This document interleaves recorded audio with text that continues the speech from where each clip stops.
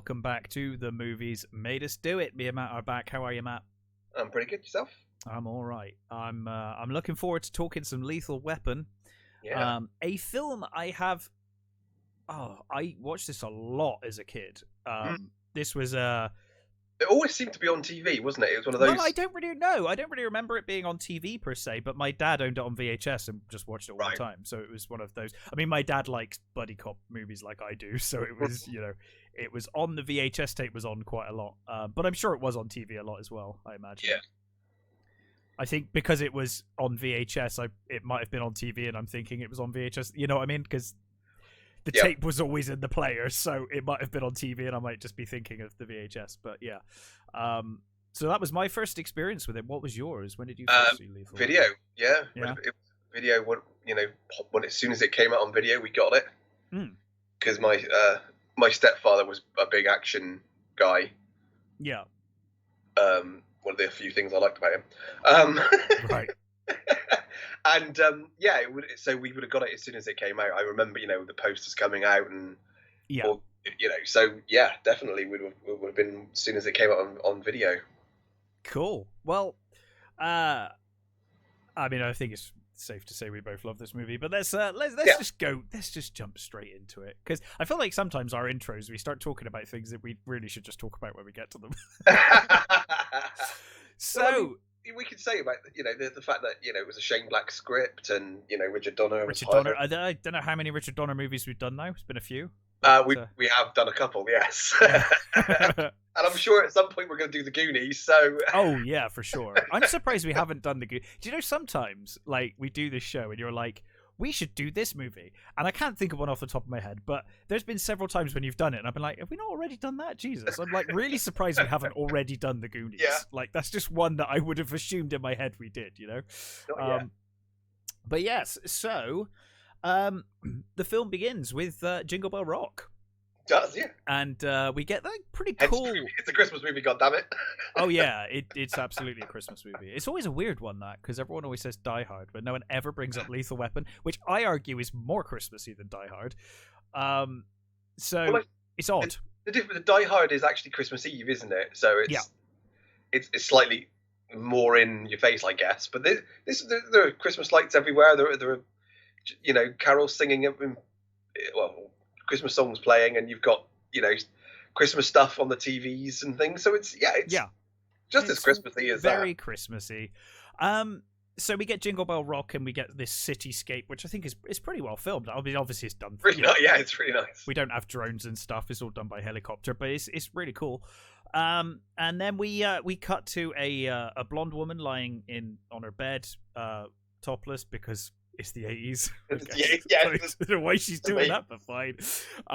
And she is apparently high on cocaine and takes some pills. She does some cocaine, takes some pills.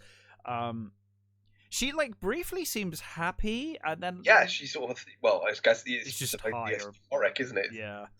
And then it kind of.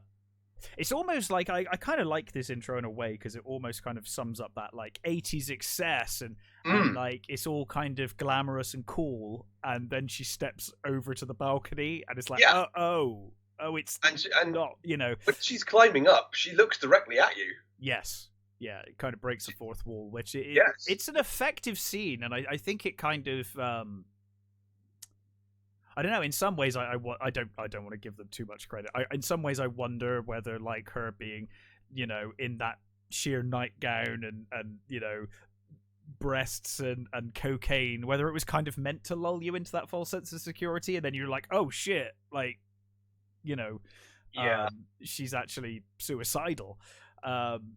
So yeah, she climbs over the railing and she looks, like you said, she looks you straight in the eye, and then she jumps. And a really effective, kind of shocking shot as she hits that car. Yeah, they did they literally chucked someone off, and obviously onto a crash. They just chucked a stunt woman off. They just chucked a stunt woman off. But they they literally watch her go down, and they last minute sort of cut. Yeah. Super. It's one of the best falls I've seen in the movie. Yeah, and you get that impact onto the car, and then you get that great shot looking down on her. Yeah, which is based on the about the Most Beautiful Suicide. No. So was it 20s or 30s? I can't remember when it was now. But there's a famous picture called The Most Beautiful Suicide, and it was from a woman called Evelyn McHale, and she jumped off the Empire State Building. Right. And a photographer was literally not very far. He was on the scene really quickly, and he photographed her, and she looked just like she was sleeping on top of this car. Right. It's a really famous. I mean, just Google. Yeah, I have heard of it, but it's been referenced in a number of sort of songs and other movies. Yeah. They basically just made her look like that. Right. Okay. Well, we then cut to Detective Sergeant Roger Murta. Yeah, that's it. Murta. I was trying to think of the last name, and he's having a bath. And he's got a full beard, which I think is a good look for him, actually. He looks worse with the mustache than he does the beard. The beard looks cool. Does this captain tell him that as well? It's I know. Well, this is the joke, isn't it? The beard made you look younger. The joke is that they come in here and they say that the beard makes him look older. Yeah. I think one of his kids says, "Oh, it makes you look old. You're going grey." But fair enough. It's up to you. And then, of course, when he gets to he shaves it to the mustache, turns up, and the chief's like, "It made you look younger." Yeah. But anyway, the kids. Those families have no boundaries. I know. I would have been like, could you not? You could have had this 50th birthday cake waiting for me when I came down for breakfast or something. Yeah. Like, we'll burst in while you're having a bath. And you can tell, I think, Danny Glover is a great actor, and he does a really good job in this scene of, you can tell he's not happy about being 50. Yeah. But he has to act happy for his kids, and he has that moment where he's like, oh, fuck. But then he's like, oh no, smiles and happy, and, they sing happy birthday to him, and he's a good, you get a really good sense of family in these opening scenes with the family. You get that he's a real family man, and it works really well when you contrast that in a moment with Riggs. Yeah. Well, one of the things I love, he decides to shave the beard, and then he goes downstairs, and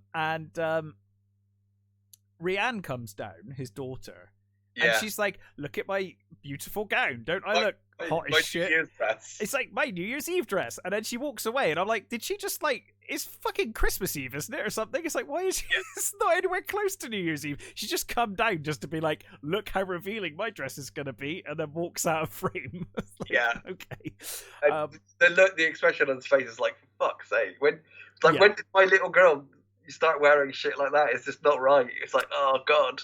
Well, yes, she's kind of coming of age now, and he's obviously very protective of his girl, and we'll get back to that as a kind of a running theme through the movie. But we kind of cut from Danny Glover. His wife tells him he had a phone call from. Oh, that's right. The ex Vietnam buddy, Michael right? Punsucker. Mm-hmm. So wanting to talk to him about something. And they discuss. She's like, "Oh, he's an old war buddy, isn't he?" He's like, "Yeah, he's an old war." She says, "You never mentioned him." Yeah. He's like, well, Don't mention the fucking war. Yeah, exactly. Funny enough. Yeah. But anyway, on the beach, we get the what's the dog's name? I forget the dog's name. I don't remember the dog having a name, actually. Oh, the cat definitely has a name, but I've also forgotten that. I didn't write down either name of But anyway, dog runs to a trailer house. And we are introduced to I think he's narcotics detective at this point, isn't he? Riggs. Apparently it's Sam the dog. Sam, okay. Sam the dog and Burbank the cat. Burbank, that's right. I was thinking about it because at the end they were putting money on which one would win. So Riggs gets out of bed. He's like sleeping in the nude. He's knackered. Yeah, the door of his trailer's wide open. Yeah, he just don't give a shit, And then, of course, like first thing in the morning, grabs a cigarette, grabs a beer, and feeds his dog. So that there's kind of a lovely contrast between the family man near retirement and just this complete washout, this complete burnout, and that would in a lot of buddy cop movies that would be enough. But what I like about this movie is that we do actually, we kind of get to see why Riggs is like this and what's going on in Riggs's life. Yeah. It's good. Well, I think this movie sort of reinvigorated the buddy cop movie, didn't it? There's a lot of. Do you remember, dude? I had completely forgotten, wiped from my mind that there was that fuck awful Lethal Weapon series. I was looking this movie up and I was like, oh yeah, that happened. I don't think I ever watched an episode. I saw a trailer and I was like, that looks terrible. Half an episode. That was enough. Yeah. And I like Damon Wayans. Sure. But yeah, no, they couldn't sell it to me anyway. No. But that got cancelled after three seasons, I think. Right. Okay. And because of the behaviour of the guy who played Riggs, he got fired after 2 seasons, and they hired oh god, what's his name? I can't remember what his name is. Is it Stifler? Oh right. It's for season 3, and then I think it just fell away. Was that? Yeah. So fair enough. Didn't do anything for me. So anyway, Riggs starts loading his gun, and he's watching a TV. I think it's like Super Bowl or something commercial, and he gets angry and throws a beer at it. And then we get the first kind of shot of him looking at his wife, the wedding photo of his wife. Yeah. And obviously, we come to realize that she died in a car accident. It was recent, wasn't it? I think. Yeah. Couple of months, I think they say. Yeah, and they've been married for like a decade or something, so it's a big deal. I think then we cut to Murta he goes to the gun range, doesn't he? And you can see his hand shaking and stuff. And he's basically he's over the hill and he's feeling it, and he's a bit out of sorts and just like still got it. He's trying to prove that he's still got it, basically. I think that's a bit later, isn't it? Is that a bit later?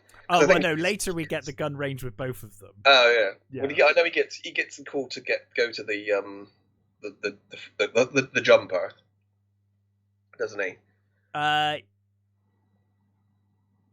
Yes. Because we cut to Riggs with the sniper, don't we? Well, that's not in the. That's one of the cut scenes, isn't it? That's not. We don't have to see that in the normal version anymore. Where do we cut to then? I'm not sure where we're cutting to here. Because I think that the sniper scene, that's an added scene, isn't it? Yeah. I don't have that on mine. Okay. Because they want it, because the sniper scene that I do know about this. I've not actually seen it, but I know that the sniper scene was cut out because it was too dark. This is a dark movie anyway. Yeah, because I don't think kids die, don't they? The guy shoots. Yeah. He's shooting up a schoolyard, I think, and well, anyway, Riggs goes in and kills. That's basically the long and short of it. And I think that's the thing, that a lot of the original script was a lot darker. I think. I think this film strikes a really nice balance. It does, and I think that's partially due to Donner wanting he hired for rewrites and stuff, and I think the ending was going to be a lot different as well. There was going to be a big helicopter shootout and helicopter blowing up and the Hollywood sign on fire and snowing cocaine over LA and things like that. So I think that it was just slightly too far. Just tone it down a bit. Yeah. So it's the jumper, is it? So it's him getting to the jumper, and he's called to the jumper, and on the way there, he hears the reports that it was a drunk nude prostitute, basically. Yeah. And her name is and Dixie, who's also at the scene. Because he gets there and the guy's going through all the information. He says the name and he says, "Wait a minute, what did you say the name was?" And he says, the name of the same family name as his friends. Yeah, Hunsucker, isn't it? Yeah. Hunsucker. And he realizes, oh, that's my old war buddy. That's probably linked to the reason he wanted to talk to me. Yeah. And Dixie says she saw the whole thing, and he gets a statement, and he makes a joke about her all dressed up, no one to blow. Yeah. So then I think we get the cocaine Christmas tree scene where Riggs is basically trying to buy cocaine from these guys.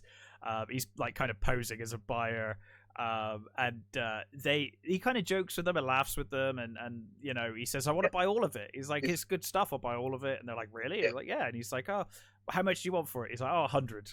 Yeah, and we will throw in a tree. Yeah, I was throwing a free tree. And then he starts counting out the money, and they get really kind of pissed off with him. Yeah, and he says, "Hey man, what the fuck?" Hey, shut up, because I'm counting here. You're gonna count. he's like, "What, 100?" And they're like, "No, 100,000, you dick." And the one in the checked jacket with the ponytail, that's Blackie de Matt. Mm-hmm. He's Anthony Kiedis' father. Oh, I didn't know that. Yeah, well, he's in a couple of movies. But yeah, so he's like you said, he's counting out the notes, and they're like 100,000, and he's like, "Well, I don't think I can't afford that on my salary." On my salary. And then he's like, "Well, I'll tell you what. Why don't I just take it, and you all come down to the station?" And he puts down his badge. Yeah. And they're like, "That's not a real fucking badge." Yeah, they're like, "Oh, this is a fake badge," and he's like, "It's a real badge, and it's a real gun as well." He pulls the gun on him. And he kind of goes into he pulls the gun on them, doesn't he? And he demands that they lie down, and then the gunfight happens. And he basically they call him crazy and stuff, and he does his crazy thing. And then, of course, there's a guy in the back of the truck with a shotgun who chooses that moment to cock it. Yeah. It's like, okay, fine. But, you know, that's such shot. A movie thing, not having a gun cocked before you go somewhere. Yeah. You know, it's amazing, isn't it? Yeah. But anyway, he manages to... he pretty much takes out 3 of them. Yeah, and then another officer turns up, doesn't he? Yeah. Another undercover officer, and they turn up, and he's like, "Hey, one's escaped, and he's wearing this," and they chase after him. So basically, Riggs manages to take the guy down in the end, doesn't he? Well, he gets the guy grabs him. That's right. Yeah. He's like, he grabs the gun, puts it to his head, and he's like, "Pull the trigger." It's like, somebody shoot this guy. Shoot this guy. Shoot this fucking prick. Just fucking shoot him. Yeah.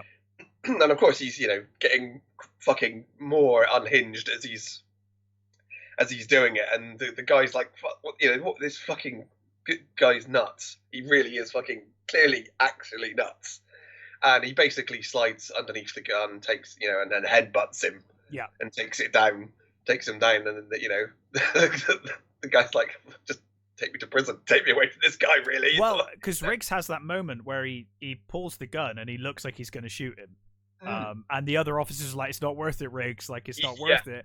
And that's when the guy's like, "Yeah, just take me to prison because this guy is going to kill me." And you almost think for a second he might, and he's close. He's very close to snapping, but he doesn't. And then we cut to later that evening when at night Riggs is obviously makes himself some food, and he's again staring at his photo, this time grabbing his gun. Yeah. And he's got this hollow point, hasn't he? Yeah, he's got a bullet ready to go. Yeah. For just that thing. Apparently that gun, they actually put a blank in it. Jesus Christ. Yeah, he actually had a blank in it, and you think, Jesus, that's mental. Even no, blanks are deadly. Even if they don't. Yeah, if you put it to your head, that can still, the force of that can still fucking take you, kill you. Yeah. Jeez. So yeah. I think they might have done that later as well. Probably. Because I didn't notice it in this scene, but later on, because Murtaugh's got the revolver, when he's telling Riggs to shoot himself, gives him the gun. You can see that gun is loaded. You can see the fucking the rounds in it. Yeah. And at the time, I was just like, oh, that's quite nice attention to detail. They put empty shells in there to make it very clear, because you wouldn't need to do that. It's like an added detail. But now you've said that, I'm like, oh Christ, they also have blanks in that gun as well, because that's kind of terrifying. But yeah, so he comes close. He comes close to pulling the trigger. He puts it against his forehead and kind of repositions it under his mouth, and he starts crying, and then basically he gives up and he says, I'll see you later, much later. And he's obviously very upset with himself that he can't do it. Yep. And then we meet the worst fucking captain on the planet. Well, I was just going to say, it should be said, that fucking scene is absolutely amazing. The acting is incredible. Anybody who says that, he's become a bit of a problematic figure. Of course he has, but that doesn't take away from his acting. No, it doesn't take away at all away from the fact that he's not only does he convincing in that scene.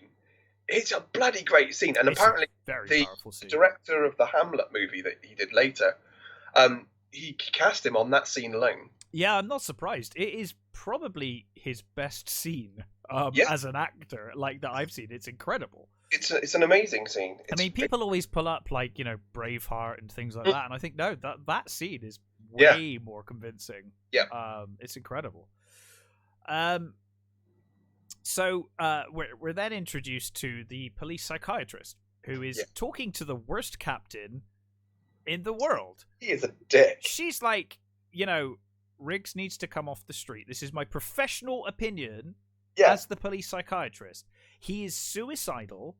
Yep. His wife just fucking died in a car crash. His wife of over a decade just died in a car crash. Yeah. And the captain's like, oh, he just wants the crazy retirement payment. Yeah, he doesn't give a fuck. He's not really crazy. He's a shirker. And it's like, dude, you've got a police psychiatrist. You really should listen to her. And B, even if you're not going to listen to her sometimes, the fact that this guy's wife just died, it's like, no. Yeah, who cares? Yeah. It's not like he's just suddenly made up an excuse. It's like, his wife died. Yeah. Come on. But yeah, the captain's just like, oh no, he's just pissing about. He'll be fine. Of course, and doesn't he say, if he kills himself, then we'll know you're right? Yeah, he does. It's dude. Yeah. It's like, wow. Way to go on the compassion there, Chief. Fuck. Unbelievable. Of course, Marilyn Traynor, she was in a lot of the other Richard Donner movies as well. Obviously, she was, the mom in Goonies and... Oh, yes, she was, wasn't she? Yeah. Yeah, and she was also in Die Hard as well. Yeah. So, yeah, and she goes on to play the psychiatrist in the other... She turns up again in the later movies. She may well do.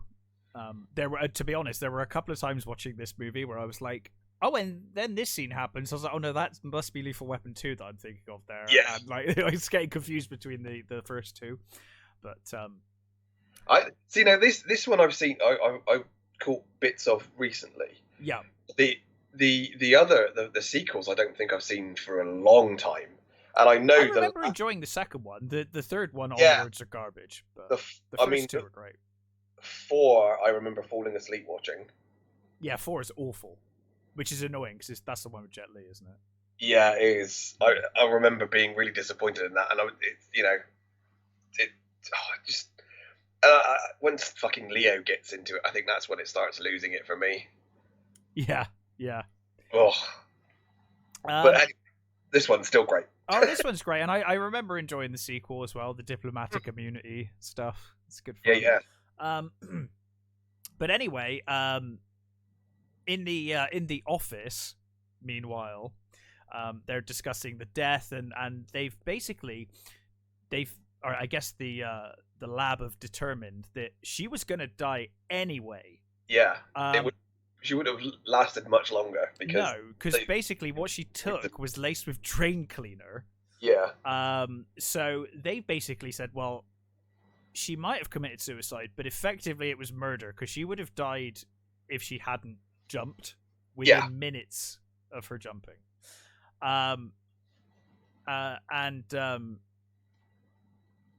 But yeah, so they basically officially declare it a murder. And then as Murtaugh's leaving the office, he gets told just before he leaves the office that he's got a partner. He gets told that they're partnering him up with some guy who's, and he gets the information. He's like, oh fuck, great. Yeah, he's like another one. Like, I guess he's gone through quite a few partners. Yeah, and meanwhile, Riggs is sat outside, just fucking around with his gun. For some reason, he's got his gun out.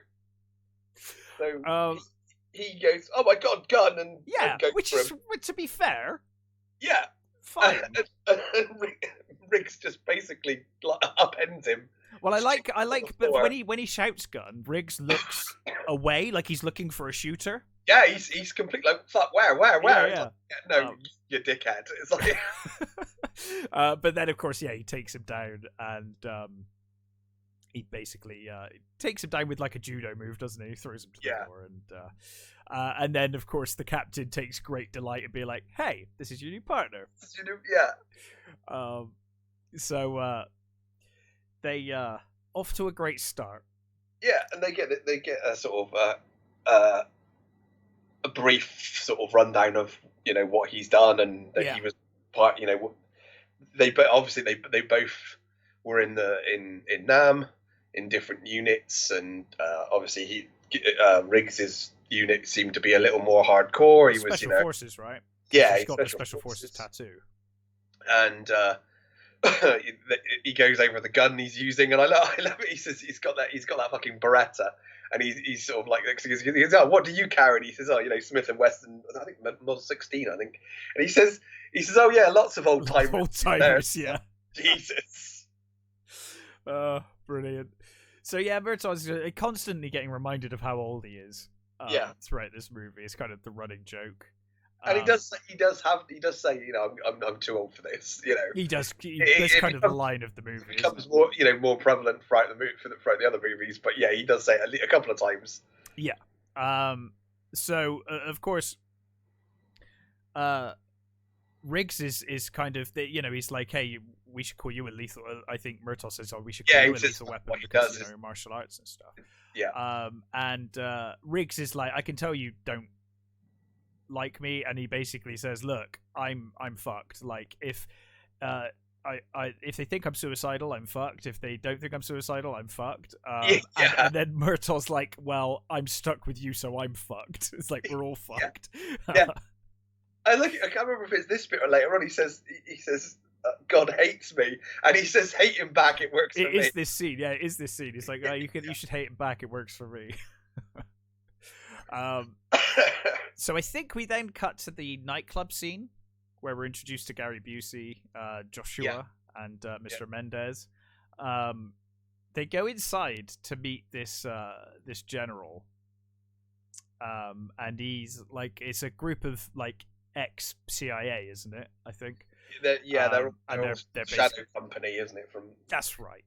And he's basically like, Mendez is like, I want to, he wants to purchase some heroin for his illegal drug trade that he's got set up going. But he doesn't like that he's using fucking mercenaries. No. But he's like, well, I guess he's like, hey, I just want to make it clear how serious we are, and that you should take this seriously. So he grabs him by the hand because he's about to smoke, isn't he? He's got the lighter in his hand. He grabs his hand. He says to him, "Do you smoke?" He says, "What?" He says, "Do you smoke?" Oh, that's right, yeah.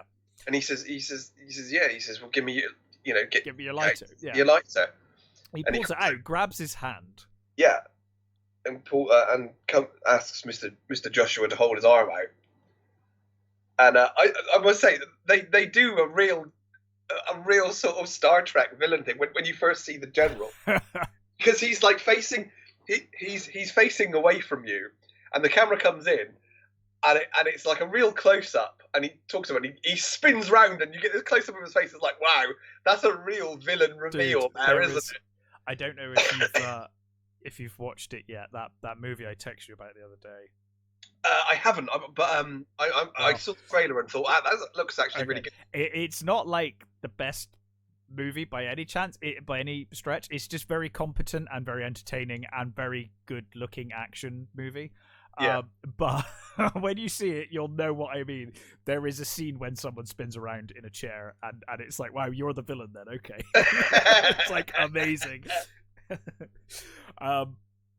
But yeah, so Gary Busey, I think, does a really good job here as Joshua, because you can see it is hurting him. It's not like he's like, I have no pain. His mouth's twitching, and he's definitely, he's like wincing, not just not feeling it. He's totally feeling it. Yeah. Says basically that these men are. He says to him, "Go and get that looked at," and then he says, all these men are loyal to him. Yeah. And Gary Busey says this role completely saved his career because it was on the skids apparently at this point. Oh, really? That's interesting. Yeah, he said it was completely on the skids, and he was hired because they thought they wanted to find someone who was big enough and sort of scary enough to look like he could handle Riggs. Riggs, yeah. I've always got time for Gary Busey. I do, and this is the start of him playing a lot of villains that I can't. Very rare that I'll accept Gary Busey as a good guy. He's so good at being a villain, He's just one of those guys. One of my favourite performances of his, which is in Silver Bullet, where he's like a drunk uncle. One day, just hilarious. One day we should cover Silver Bullet. It's a terrible movie. It's terrible. I love it. It's worth it for the bridge scene alone. The fireworks scene is chef's kiss. Maybe next Halloween, but yeah, so I mean, basically, he tells Mendez like, don't fuck with me, or you will have to deal with Mr. Joshua, who will literally burn his own arm off for me. Yeah. So Murtaugh goes to see his war buddy. Yeah. Hunsucker, and he basically played by the wonderful Tom Higgins. Oh yeah, he's great, isn't he? Another one of those so many great horror movies. Yeah. So he tells him that his daughter has been murdered. And he's like, why have you been trying to contact me? And Hunsucker's basically, I was trying to contact you because I know that Amanda has been involved in drugs and prostitution and shit. Yeah. And that she's in trouble, and I was hoping as a police officer you might be able, or as a detective, you might be able to kind of get her out of that and help her. And obviously he's pretty upset and distraught as he just discovered that his daughter's been killed.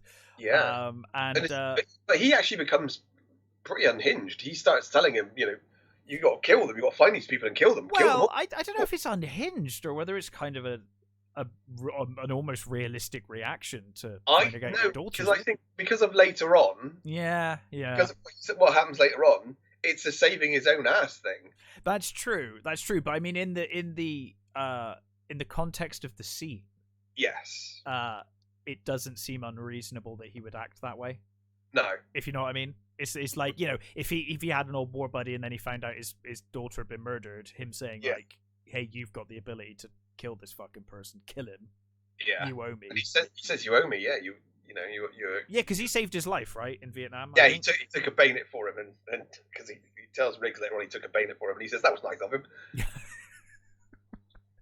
I must admit their relationship in this is great. Yeah, it's fantastic. And one of the things I do like about it is that it does reasonably early on, and we'll get to it pretty soon. Actually, in fact, one of the next couple of scenes, they do put it to bed reasonably early. That like actually, you get. I mean, you get so there's the. It's not until really it's the shooter, isn't it, in the swimming pool bit? Yeah, and then the jumper. I think the jumper's next, isn't it? Yeah, the jumper next, and then the swimming pool scene. And after the swimming pool scene that he's like, okay, you just saved my life. Maybe you're okay. Yeah. But yeah. So I think that's it then. So. Oh no! The phone calls later. So they get the call out to the jumper. He's eating that hot dog, and he's like, what's our number? Yeah. We'll answer that one. I love this job. He's like, yeah. So they get to the scene, and Riggs, immediately is like, hey, fully trained in suicide negotiation. Trust me, buddy. And I'm always surprised that Murtaugh does. He's like, okay, go. Go for it. Why not? I guess because he just doesn't want to fucking deal with it. I guess it's like, let's just not. Because I think this is also, because you get the feeling that Murtaugh is kind of tired of the job. I think. I think he's waiting for retirement for sure. Exactly. Yeah, and I think he's lost the taste for it, and. Well, you get the feeling that he's probably quite dismissive of all of his partners because he's either his partners have died or they've left and gone to other partners, and now he's on his own again. So he says he's got experience, and the thing that Murtaugh says to him is, make sure you bring him down. Yeah, bring him down. Don't kill him. Don't kill him. So he gets up there, and the guy is like freaking out immediately. He's like, "Leave me alone! Leave me alone! Go away! Go away!" And Riggs like offers him a cigarette, and he starts climbing out, and he's going, hey, I'm not. It's fine. I'm not. You don't want to. I love the line when he's like, when he starts smoking with him, and he's like, hey, if we stay here long enough, we'll die of cancer. Yeah. But yeah, so out of nowhere, he puts the cuffs on him. Yeah. It's quite a smooth move. I think it's when he goes to light the cigarette, isn't it? Yeah. He just grabs his arm and chucks cuffs on him, and he's like, "Well, now if you jump, it's going to be murder because you'll kill me." Yeah, because you're taking me with you. Yeah. And he's like, "What the fuck are you doing?" And he's just like, I'm gonna do it. I'm gonna jump. And he's got you want to jump? Do you really want to jump? Yeah. Come on, then, let's do it. Let's fucking do it. He has. I mean, I guess. I guess that. Well, maybe the jury's not even out anymore as to whether Mel Gibson is fucking crazy or not. But he has got that crazy look here. Like, I mean, he gets that look in his eyes, and you're like, yeah, I believe him. The crazy eyes, full on crazy eyes. Full on crazy eyes, and like you said, he's like, okay, you want to do it, let's do it, and then of course he starts changing his mind, doesn't he? As he's like, his Riggs is like, no, it's too late now, we're going. Yeah, absolutely, we're going. And they jump, and of course we didn't see it, but there was a giant cushion inflated. And I love Murtaugh's expression. He's oh my, you see, he's like, oh fuck, he's jumped. Yeah, the fucking lunatic actually jumped. And he's loving it. I mean, he gets off of that thing, and he's like, "Woo! Let's go again," sort of thing. And Murtaugh like berates him, but he's like, "Dude, I got him down. You told me to get him down. He says I controlled the jump, doesn't he? He's like, I controlled the jump."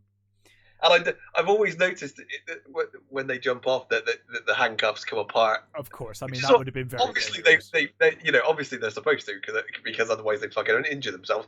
But I always thought it was funny. It's one of the few properly noticeable things. I really don't know how they'd get around that. Just like for safety reasons. I mean, these days they'd have just CG'd them in or something. CG'd it, yeah. Well, they wouldn't have even had people jumping. No, let's be honest. Yeah.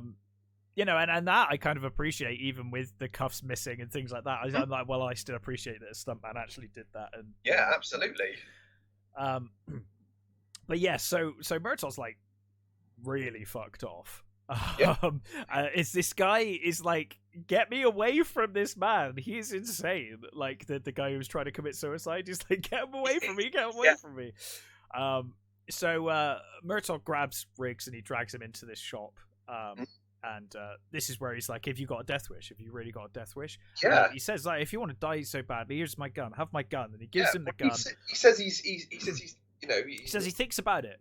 Yeah, and he's not afraid of death. He's. Oh, sorry. He says he wakes up every morning and he tries to find a reason not to. Yeah. Yeah. So far, he's found that reason. Yeah, and he says it's the job. It's the job, exactly. Yeah. It's like if they get rid of him, which is what he was worried about, was that that's why he said he was fucked earlier, because if they find out he's crazy, or they deem him crazy, they'll get rid of him. And even he doesn't want the crazy pension. If he loses the job, that's the one thing that's keeping him going. So then he will end up killing himself. He gives him the gun, and like, it's a really well shot, tense scene as we see the gun, him tightening around the trigger, and it starts to kind of go, and then obviously Murtaugh realizes, like, Jesus Christ, he stops him just at the last minute. He's like, he you're serious. His hand in between the hammer, doesn't he? He stops it because he's literally pulling the trigger. Yeah, he's gonna do it. Yeah, and he's like, "Oh Christ, you're not just trying to get a medical pension. You're serious. No, you're fucking crazy." Yeah. And he says, "I'm hungry. Let me get something to eat." Yeah. And then I think we get Murtaugh talking to the psychiatrist on the phone. Yeah. Because like Riggs is like, it's one of those awkward scenes where Riggs is clearly in earshot, but they pretend like he couldn't hear it. Yeah. He's like a couple of feet away, but fine. Because Riggs is eating in the car, or sat with the car, and Murtaugh's talking to him, and he's like, "So I should be worried?" And she's like, "Yes, you should be worried." Like, I think he's definitely, So the stress is piling up on Murtaugh. It's too much. Yeah. So, I can't remember what the next scene is now. Isn't it the? Of course, no. We get the Riggs finds out about the 50th, doesn't he? In the car, they're driving in the car, and he's like, "Oh, I have to buy you a present if we live long enough." And they kind of laugh, and they have a little bit of a moment. Yeah. But and then it kind of almost immediately gets ruined by Riggs trying to smoke in the car, and Murtaugh's like, "Oh, no smoking in the car," and obviously Riggs isn't going to listen. So they then I believe they head to talk to the pimp that Amanda was obviously working for, and they turn up at the home, and they come across. I think that house was actually Donna's. I think. Oh really? It's a lovely house. And I mean, God, that's a great idea though. If you've got a massive house, you're like, well, it's way cheaper if we just film for free at my house rather than paying for anything else. What were you going to say? And one of the girls here, because a girl's leaving as they're coming in, and she's just go on in. Yeah, she just lets them in. Yeah, and then one of the other the girl in the leather outfit, that's Joan Severance. It's like one of the first. Okay. One of the first appearances of Joan Severance. I just thought it was kind of cool. They see the two girls in the window. Yeah, and they see them, and they smile until Murtaugh shows them his gun, and they're like, "Oh." So he basically says to Riggs, go and deal with them. Yeah. And so he starts going to grab them. He brings them out, and then suddenly someone starts shooting at Murtaugh. And they return fire. They shoot him in the leg, don't they? And he goes down. Yeah, that's right. They shoot. Well, I think it's Murtaugh that shoots him in the leg, isn't it? And he's like, "Look, didn't kill him." I didn't kill him. I shot him in the leg. You know why? I shot him in the leg so that we can talk to him afterwards. Yeah. But then, unfortunately, the guy tries to go for a handgun. So Rick shoots him in the chest. Yeah. But he's still alive. But now he's fallen in the swimming pool, and the swimming pool has the cover on it. So now he's getting caught up in the cover. There is no way is this dude surviving. No, he would have. I was like, I'm surprised he's still alive anyway. But he's like moving a little bit. He's like twitching in the swimming pool. Yeah. So they dive in. They manage to get him out, but he's dead. And I think Riggs is just like, "Oops." That's all he says. Is like, "Oops," like my bad. Yeah. But he also Murtaugh realizes, like, he's like angry, and then he's like, "Oh, you actually saved my life." Yeah. Like, fair enough. And I think this is the scene where they actually realize that he might be crazy, but his heart is in the right place, and he will actually protect me and look after me, and he's good at his job. Yeah. And I guess as a reward, he takes Riggs back to his family for dinner. Yeah. And they meet his two young kids. I think it's two young kids, isn't it? And then and then the daughter. Mm-hmm. And I like they ask him if he's a robber, don't they? Like, have you come to rob the place? And you can tell that Rianne is infatuated. I love the eyes that she gives him. She's just there staring longingly at her. He's he's the most handsome guy she's ever seen. And I love, like, I don't think, obviously, for a second that Riggs is interested in this young girl. No. But he's gonna use it to wind up Murta, like, for sure. Totally. And of course, Murta notices immediately as well. Yeah. He's like, go get the dessert. So there's this ongoing joke about Trish's food being fucking awful, and Murta actually has to ask her what the food is. He's like, "What is this?" Like, so she's making a pot roast, and they have dinner, and he gets on well with them. He's well behaved, and you know, and they have a good time. They start doing this rap, don't they, with the beatboxing, and Roger starts doing his own with this really badly ADR'd version. And then they go outside to the fishing boat, and Riggs like, does this ship ever sail? And he's like, it's not a sailboat. And he's like, no, I mean, you know, I just sort of, I know, I just got it. And then, of course, when he's got his head down there, Rick starts the engine. Yeah. And obviously scares him. He calls him an asshole and whatnot. Rianne comes out and asks permission to go on a date with this boy she's met. The blonde boy with dimples. Yeah, he says pits. He says when he smiles, you can see through his skull. And he basically says, look, you're grounded for smoking weed. And she's like, why can I drink beer and not smoke weed? And he's like, well, because one's illegal and one's not. And then Riggs basically agrees with her, because she's just like, this is bullshit. And he's like, yep, you know, he's like, I agree. And obviously, you know, Myrtle's not too happy about that. But yeah, so Riggs basically, you know, says, hey, you've got a lovely family, and, you know, it was a lovely meal. And Myrtle's like, do you really think that? Do you really think my wife's cooking's good? And he's like, no. But then, of course, as he's leaving, he does have this moment again when Riggs is like, you know, you really don't trust me, do you?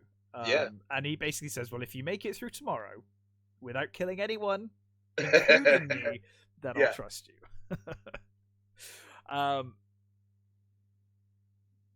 But yeah, and then we get the he says we get the bit where Riggs says, like, you know, you'll be fine. Basically, I can't remember the exact phrase he uses, but he basically says, you'll be fine because I'm an amazing shot. Basically, it's like the last guy I killed this guy in windy conditions and all of this stuff from, like, you know, 1,000 yards or something. Only so many people could make that shot. Yeah. But yeah, on the way home, Riggs picks up a hooker. Again, that's another scene that was. I've obviously watched the director's cut. You haven't. You've seen the director's cut, yeah. So that's a scene that was cut out of the original. It's funny because a few of these scenes, and I like the sound of that scene because he takes her home and they watch Three Stooges. Yeah, it's kind of wholesome in a weird way. Yeah, I think that's a. He just wants company. Yeah. Yeah, it's interesting because there were a few scenes in this where I was like, I don't remember this, but then it's been a while since I've watched it, so you know. But yeah, that's what it is. That's one of the scenes, and I think that's one of those scenes they probably shouldn't have cut out because it sounded like it was. Well, I don't think that one's terribly dark. I mean, this film's already got prostitutes and whatnot in it. It's not like it would have been a new thing to add to the, you know. But I know some of these ratings boards have weird rules where it's like you can have one hooker, but if you have more than one hooker, then it becomes a problem. You know, it's like silly, like a numbers game of like you can say shit this many times, but if you go one more, oh no, then it's too many. Well, Murtaugh's going over the evidence, that isn't he? He's got that. Well, he gets the envelope in the mail, doesn't he? Yeah, and it's a film of the girl from the Amanda. Yeah, and you know he obviously looks, you know, devastated because I think he obviously thinks about his own daughter. Well, of course, yeah. I'm assuming they were similar ages. or maybe she's a bit older. Yeah, I think probably a little older. But I mean, still, is his daughter is the daughter of a friend of his, and obviously, like you said, he's got a daughter who's now coming of age, and he's like, oh, yeah. First she's wearing a black dress, and then next thing you know, so the next morning, Roger has a rude awakening as Riggs is basically on his bed, but he did bring him coffee, which I thought. Yeah, he brought him coffee. You know. And he's basically talking about the clues that he's figured out around Amanda's death. But he basically says that you know, wasn't it weird that Dixie was just there, all dressed up, and happened to witness this when that's not even the area she works in. Yeah, and so happened to see the entire thing. Yeah. And yeah, so they're like, well, it's kind of, you know, it's thin, explanation. Because do we get? Yeah, that's right. Then we get the gun range. Gun range, which is great. And you know, like Murtaugh's so proud of himself. He's like, look at that shot. He's like, that's a head. Yeah. And then of course Riggs resets the range and he puts it way down range. He's just there humming that tune while he's just like, it's just going further and further back, and he's just humming along, and he fires off one of the shots, then carries on humming while he brings it back. And I love how long because it takes ages. It takes ages as well. It's brilliant. And I love, like, a normal film would show you the smiley face on the page, and that would be what you'd see. But instead, it's just really well framed, where you see the two of them, and you see behind the thing as it comes up, and you see the smiley face. Actually, I forgot a really cool shot as well, actually, earlier on, when he goes to the jumpers, the girls' scene. Yeah. There's a brilliant shot of he gets out of the car and goes to talk to the detective, and the camera just stays in the car. Oh yes, The beginning of that scene, the beginning of the conversation, you can only hear muffled through the car. It's a beautiful shot. It's really cool. Yeah. I mean, you know, Donner's such a competent director, you know. Great fucking director, so you know, expect it. But yeah, there's many really beautiful shots like that actually in this. And just weird sort of shots where, and like even like that with the sound, where it was, you know, because you're in the car, you can't hear it properly. There are a number of little things like that where you get conversations that you can't quite hear yet because you're too far away from them. It's really well done. Yeah. So Murtaugh's now pretty much like, hey, you know, the pimp had drugs. Yeah. The pimp's dead. Case closed. Yeah. Riggs, however, is still suspicious. He's like, Dixie, not sure. Doesn't make sense to me. I'm not entirely convinced. And they come to the conclusion that maybe Dixie was the one that poisoned Amanda, and posed as a witness to cover the crime. So Murtaugh and Riggs head off to see Dixie. And I love these kids so much. Yeah. Kids were so awesome. As soon as they get out of the car, these little kids that are just on the street are like, you're gonna bust Dixie, you're gonna bust Dixie. And then they kind of approach the house, and as soon as they approach the house, the entire house explodes. Yeah. And they run back to the car, and they're like, kids, are you okay? You all right? And they're like, can you do it again? Yeah. It was amazing. It vaguely reminds me of the kids in Falling Down when he's got them. Yes. We're just filming a movie here. I love when he's like, "Where's the cameras?" Like, oh, they're hidden cameras. We've actually covered that. We have covered. We have that one. We have that one. We have done. I'm sure. Yeah, and of course, one of the kids asks wonders if Dixie's been, was home, and I love the bit when Murtaugh looks at Riggs and Riggs just nods like, yeah. So Riggs finds I think he calls it a mercury switch. Mercury switch, yeah. He says like, oh, it's like professional. Haven't seen this since I was in the special forces. Like, this is someone professional. We used to use these, in Nam. In the special forces, and they try and get these. There's a really cute scene where the kids are trying to tell this one kid who saw the guy who supposedly did it, to not to talk, but this cute little kid next to him like gives away his name as Arthur, and then he tells him his age by accident as well. And in the end, they're like, "Oh, let's all go for ice cream, except for you, buddy. We just need to talk to you." And they get basically, it's they basically get the blonde hair, tall man. But then he says he's painted, and they're like, "Painted?" And he's like, "What, like a tattoo?" And he's like, "Yeah." And he's like, what kind of tattoo? And then eventually he points to Riggs, and he's like, "That kind of tattoo." Yeah. And he says exactly like that. He says, "Yeah." And he says, "Oh, we know what that is then. Only special forces guys have tattoos." Yeah. He's literally a special forces tattoo. So that plus the Mercury switch kind of adds up to, that's what it is. Not just a fucking accident. No, it's highly trained mercenaries with Mercury switches. It's a professional outfit. Yeah, not just a pimp with drugs. So Murta goes to see Hunsucker, and the service is being held for his daughter.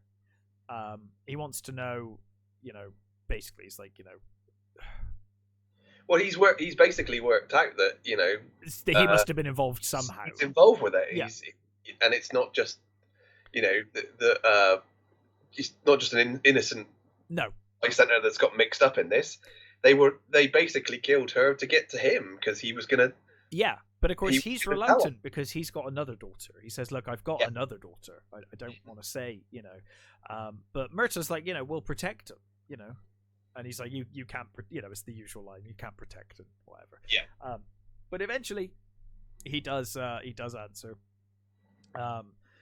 And he basically says that they've been involved in heroin smuggling for like 2 years or something. And it's run by ex-CIA. They were bringing in heroin into Nam, and that's what they did. And when the end of the war, they disbanded, but they all came back together. And they're in a unit called Shadow Company, which is like the most Metal Gear Solid name. Yeah, which I think was apparently another Shane Black script that. Right. What, like an actual film called Shadow Company? Yeah. Right. They get. He tells them, that they came back together and realized that they could do this like in America. So that's what they've been doing, and it's been bringing really big shipments of heroin. Yeah. Is it twice a year? I think he says something like that. And they're due a shipment. Yes. Yeah. And obviously we get the information that it is this retired general that's in ahead of it, and obviously Mr. Joshua is the enforcer. Good old Gary. So Hunsucker was laundering the profits through his bank. It's legitimate. Yes, yeah. They need legitimate businesses to launder the money, and his was one of them. And basically, he basically ordered the Amanda's murder was ordered when he was unsuccessful basically as soon as they found out he was trying to alert Murta, they killed his daughter. But obviously, so it's kind of a horrible cycle of like he was trying to get his daughter out, so he contacted Murta, and that was the reason she ended up dying, was because he contacted Murta. So vicious cycle. So Murta then tries to basically he's like, I need all the information, you need to tell me more. But then suddenly a massive bloody helicopter appears and shoots through the window. This is a great shot as well because it's from behind and you just see from in front of him, and you just see the squibs kind of go off as the bullets leave his chest. It goes through the eggnog he's drinking, which is really cool. Again, really fucking amazing. Cool. And we see Mr. Joshua with the sniper rifle. Riggs tries to chase down the helicopter and fires at it, but obviously, they get away. He does hit the helicopter, but it doesn't do any damage to it. Which I always like when they do damage to helicopters and nothing really happens to it, because like helicopters are like the flimsiest thing. They're pretty flimsy for what they are. It's like in movies they're either really weak or they're like ridiculously overpowered. It's like there's never any middle ground. But another shot I absolutely love. I think is next when we see Riggs out talking to the prostitute. And they're asking if any of them knew. Amanda. Well, first of all, we should say that we get the Mr. Joshua in the helicopter escaping. He tells the general. Oh yeah, he says, "I've done the job, but we've got another problem." Yeah. Yeah, and he says he thinks we didn't get to him in time, and that he's told Riggs and Murtaugh that about the operation, and he's right. Yeah, and the general's like, "I'm very disappointed in you, Mr. Joshua," sort of thing. You have to sort this out now. Yeah. And then you get the prostitute. Riggs is talking to her, and he basically says, "Hey, do you know Amanda?" And I love the kind of speed in which this shot kind of takes place, because they're just talking, and you're kind of lulled into a false sense of security. It's the start of a scene, and then suddenly this car comes out of nowhere and just blasts Riggs in the chest, and he falls through this window. And then the car speeds off. The car shot it's incredible. Great. It's a really amazing shot. I mean, I know we keep saying this. I mean, Richard Donner is like an amazing director, so you should expect things like this. But it's just the kind of thing that when you're watching, you're like, "Wow, that's an amazing shot." I always think it's slightly different footing when you're watching for like one of these shows where we're kind of talking through it. You kind of look for things more, and this was one shot that really stood out to me as being like, wow, that's a really effective shot. So of course Murtaugh runs up to help Riggs, but Riggs basically shows that he's wearing a bulletproof vest. He's just very angry about it. Yeah, I'm very angry at her. Yeah, but he basically says, the guy that shot me was the same guy that shot Hunsucker from the helicopter. And Riggs is like, look, we've got an advantage now. They think I'm dead. Mm-hmm. And maybe we can make that work for us. But then Murtaugh gets a call from home. Something going on at home. You also get the Mr. Joshua is using like some sort of police code to phone the police station and say, "Have you had a death?" Yes. And they confirms that the Riggs was killed. Yeah. Oh yeah, he pretends to be like a news agency, doesn't he? Yeah. But yeah, I'm sure I would have thought that would have led to the police probably like tracking that number or trying to figure out where that came from, because it's a bit of a weird call. It's like, no, don't worry about it. They're like, where did you say you were from? Oh, no, nothing. Don't worry. Just wondering. But yeah, so they rush back to Murtaugh's home. They burst in the front door and they find a note from the mercenaries, and they've kidnapped Rianne. And they've killed her boyfriend, haven't they? That's the call. Sorry, yes, the call is that they've killed the boyfriend, isn't it? Yeah, because they give a description of it. Is it near like a couple of blocks away or a block away or something? Yeah, and he says that's the description of my daughter's boyfriend. Yeah. Well, I think he says it, doesn't he? He says, "Oh yeah, is he like blonde with pimples?" Just as a joke, and then the guy on the line's like, "Yes," and he's like, "Oh shit, that. Yeah. So they find this note, and obviously they realize that Rianne's been kidnapped. The family appear at the top of the stairs, and they're like, "Tell me what's going on, like what's happened."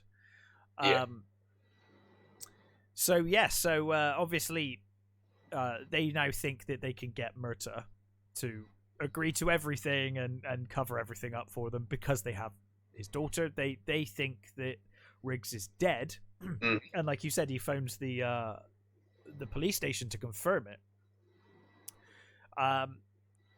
So yeah, basically, they decide that they're gonna kind of take the bait, but with Riggs as backup. Yeah, they're meeting up in the desert, aren't they? Yeah, it's the 80s, of course.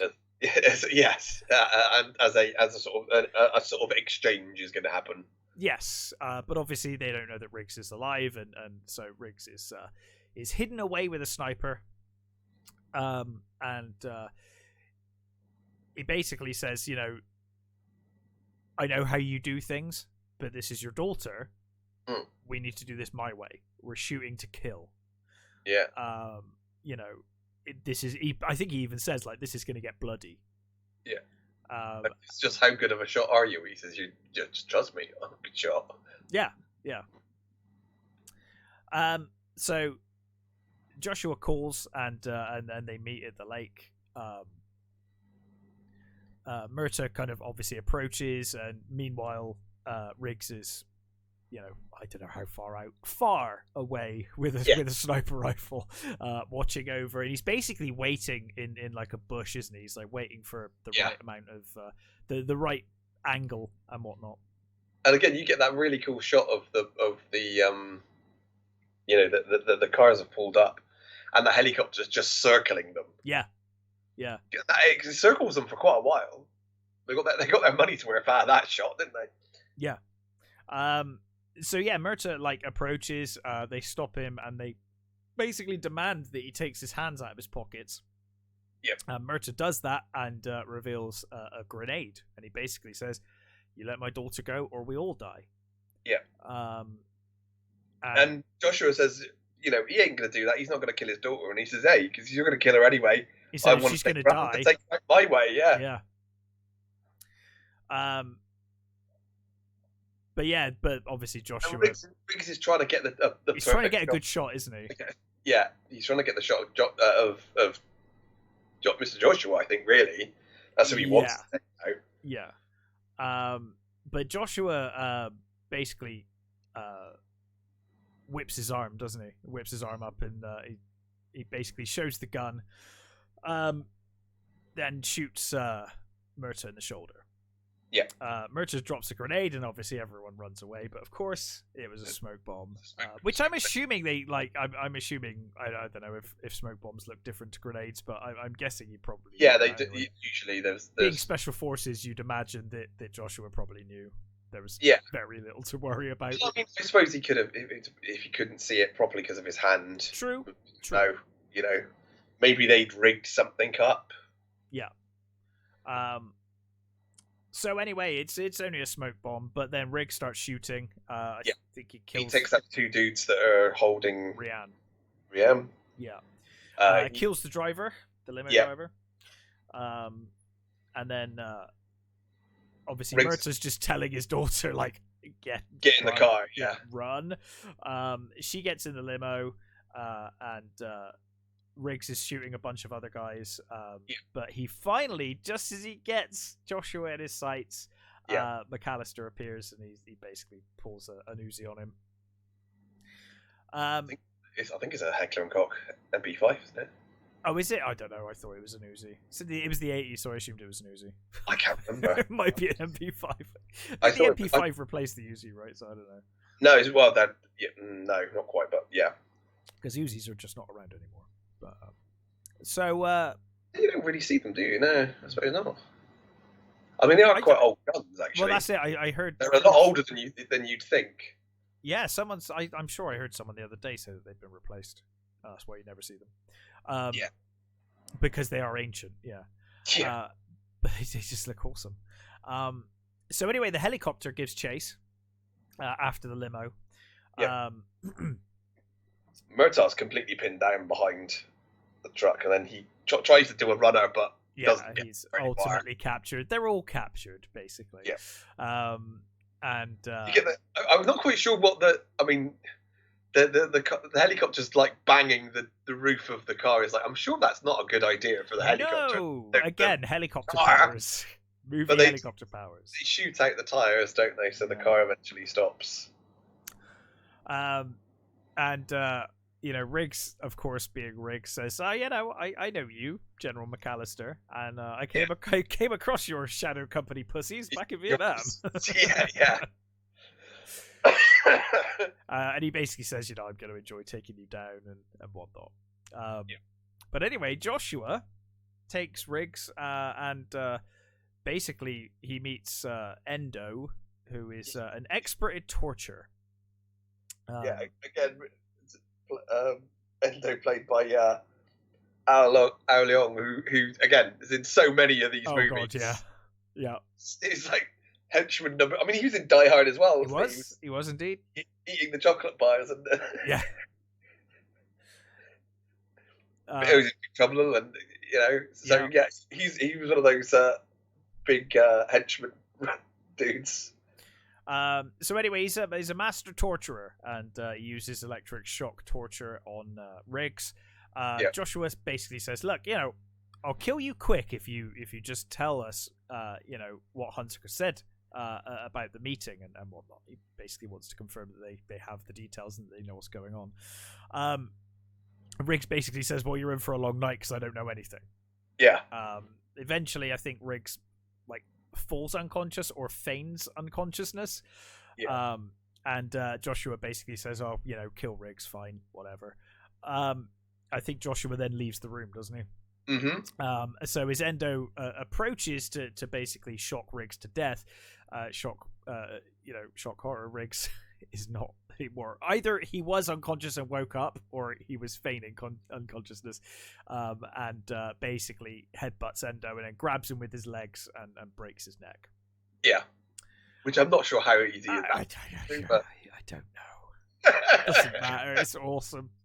It does fucking cool, but yeah. But he manages to escape and he heads to try and help Roger and Ryan.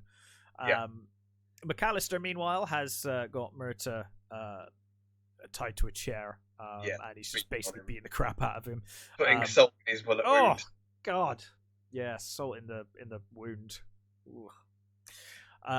Basically, he realizes that he's not going to get much out of him, so he brings the daughter out. Yeah. He realizes that Murta's not going to do anything, so he brings out his daughter, and obviously then obviously Murta is a bit more willing, but Riggs bursts into the room. What I like is you did get that. He says, I'm gonna let me go, and he says, untie me and I'll fucking take you all out, sort of thing. And the general says, there are no more heroes anymore. Yeah. And then at that moment, Riggs comes through, like throwing that dude on the floor, just like taking them all down. Yeah. He basically, they take them all out except for the general, right? Yeah. The general runs and makes it out. Riggs obviously frees Murta, and they head for this kind of club lounge, don't they? Which is their kind of headquarters. Yeah, because they come out and they shoot the first dude in the bar. Yeah. And no one else seems to notice the first shot. I guess is the music loud, maybe. Yeah, I guess so. But they notice the next couple of shots. Yes, yeah.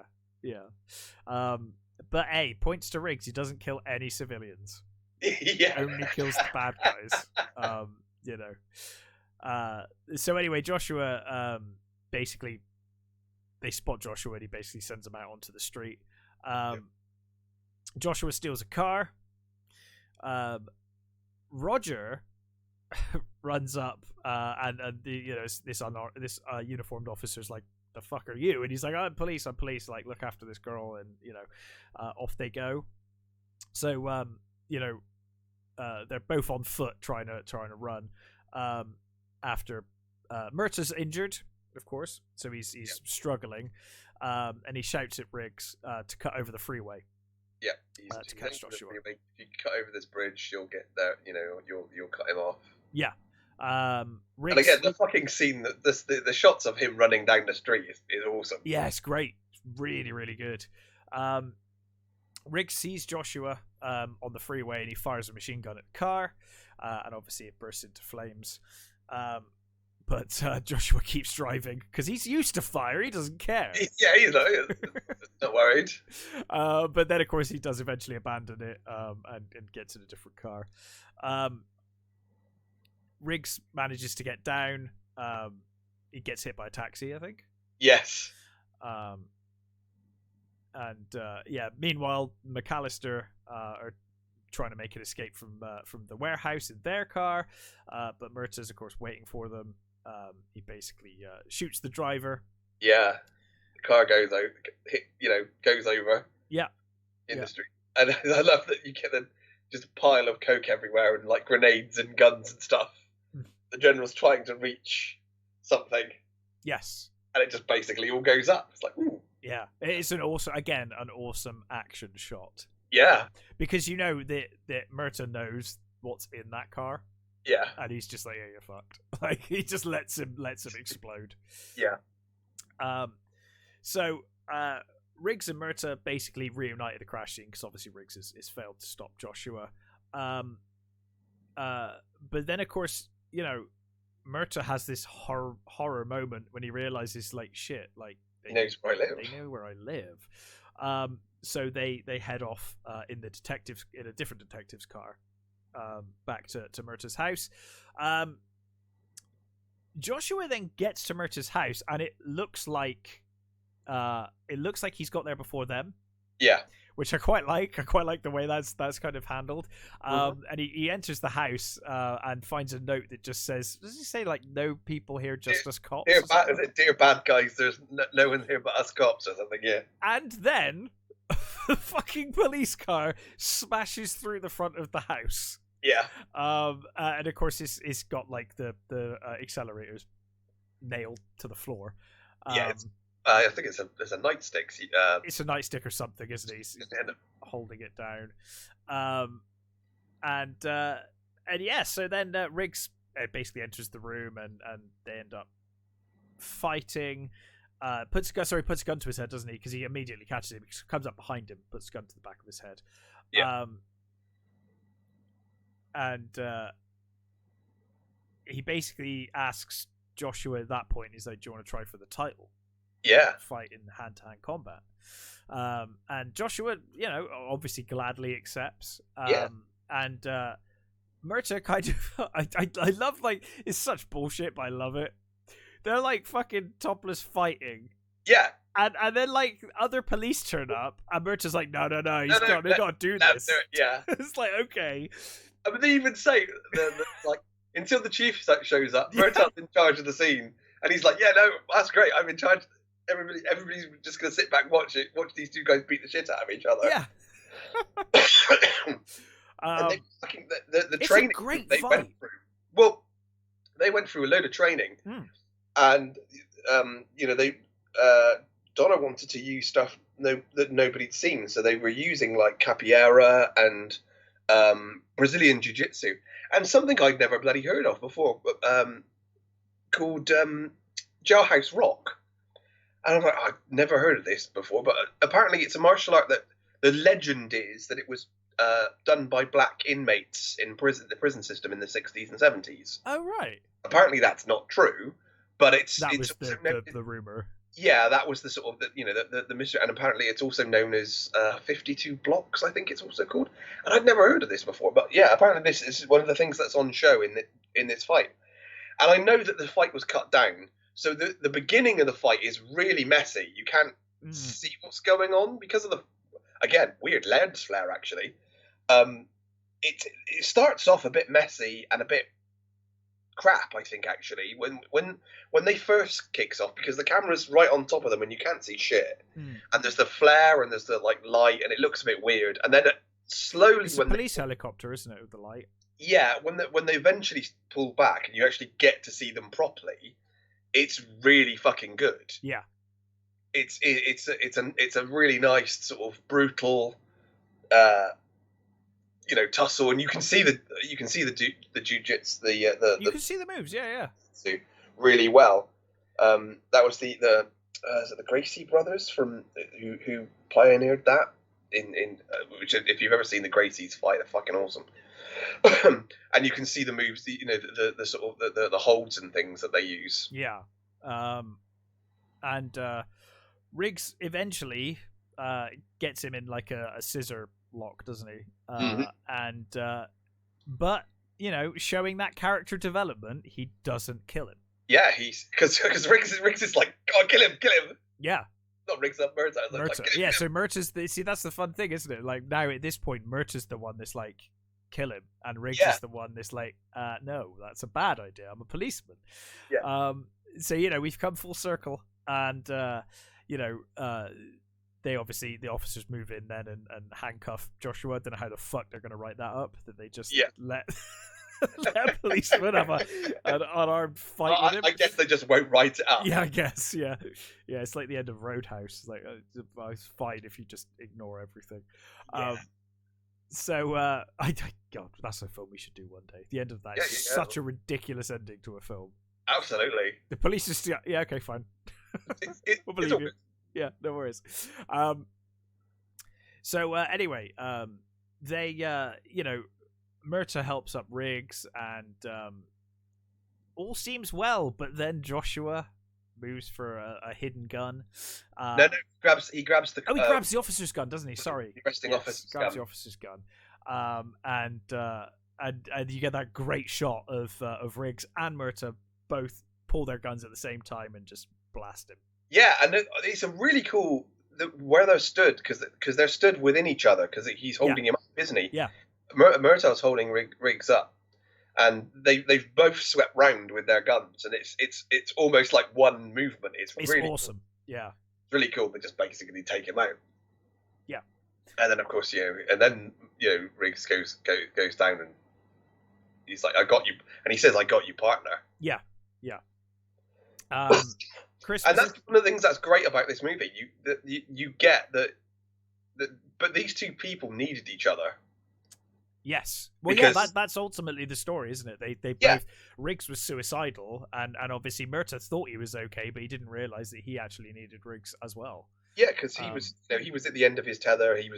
I think he was bored of it all. Yeah, he's certainly not bored now. And he was tired. Yeah, and exactly. Yeah, and Riggs kind of reinvigorates him.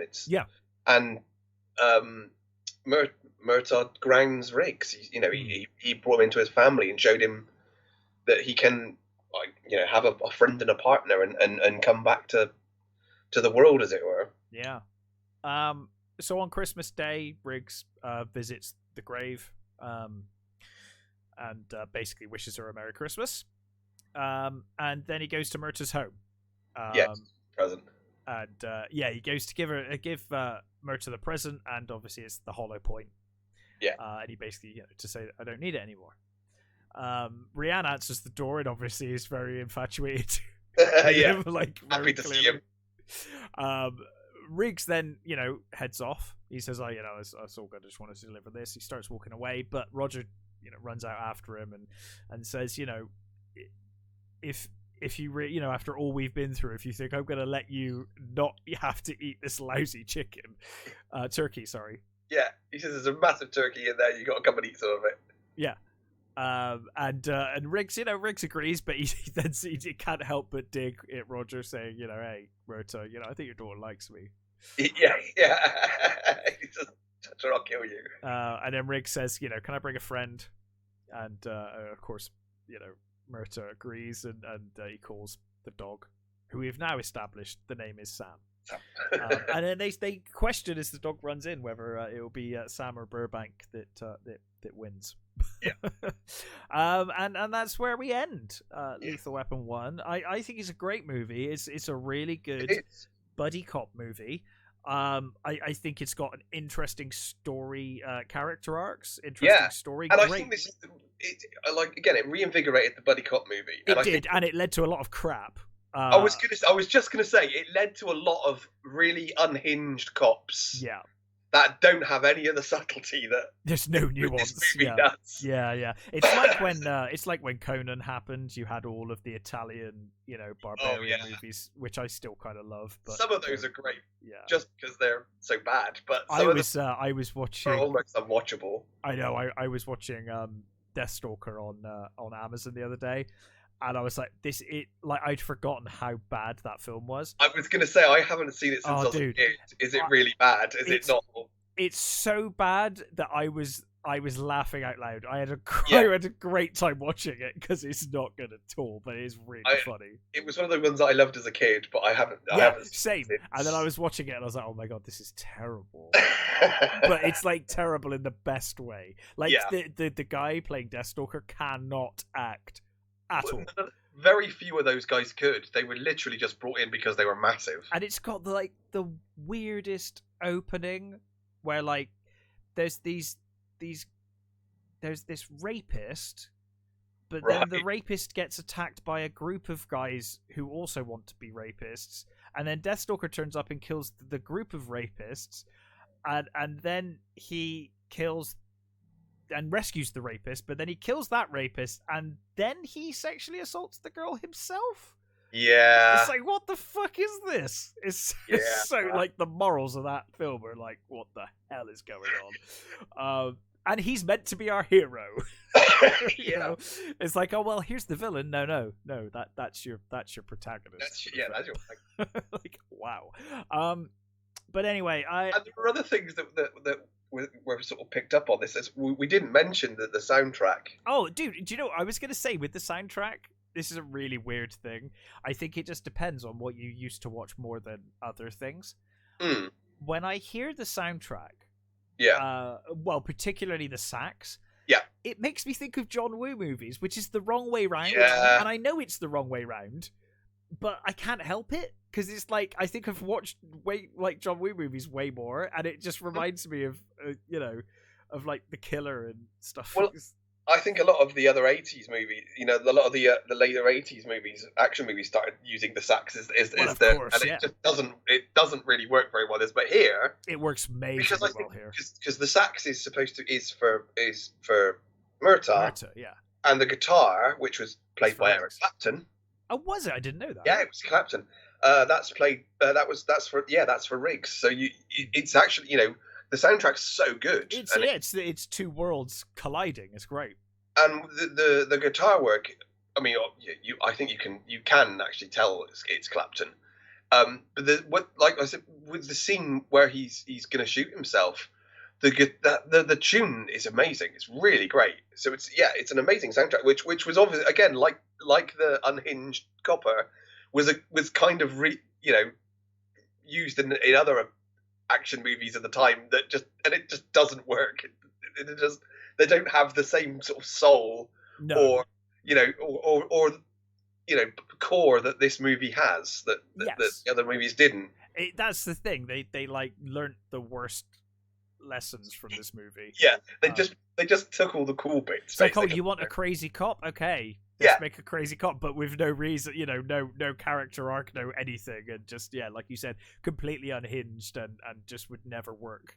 I mean, this wouldn't work really, but you could suspend your disbelief. And I think it's over the top, but it's not as the actual characters themselves are human. They're not Arnie or Stallone. They're not. I was just thinking, I have a real soft spot for this movie, but I was thinking of Tango and Cash when you said that. Yes, that's a perfect example of that really is silly and over the top. But it knows it's being silly and over the top. Exactly. Yeah, like, that film is intentional. That's why I think that one gets away with it. Yes. Yeah. The other ones don't, because it knows it's silly. Yeah. And it knows it's not trying to be. It's not trying to make Lethal Weapon. It's trying to do a silly buddy cop movie, and it is. Yeah. And I do love Tango and Cash. It is one of the. It's great. It's not their best movies. No, but it's great. I mean, they're just the trouble is that the leads are just too goddamn charismatic and likable. Yes, it's like both of them working off each other like that is so good. But anyway, this was Lethal Weapon 1, a Christmas movie kicking off our Christmas season.